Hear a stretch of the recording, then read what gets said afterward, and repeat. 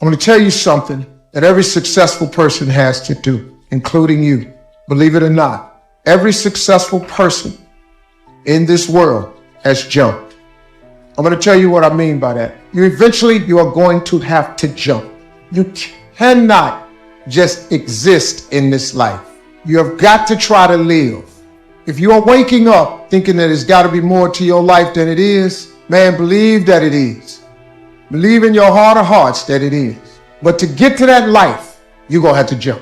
You see people in life, when you're standing on the cliff of life and you see people soaring by, you see people soaring, going to exotic places. You hear about them doing wonderful things. Maybe you look up the street and your neighbor just gets a car every year and every 2 years. How is he doing that? Have you ever thought, maybe this person right here has identified their gift and is living in their gift?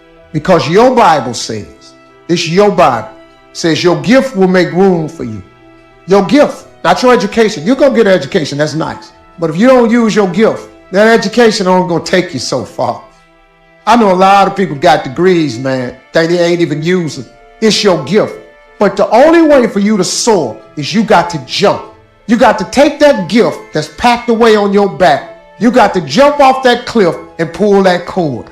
That gift opens up and provides the soar. If you don't ever use it, you're going to just go to work. And if you end up going to work on a job every day that you hate going to, that ain't living, man. You just existed. At one point in time, you ought to see what living's like. But the only way to see what living like, you got to jump. And here's the problem.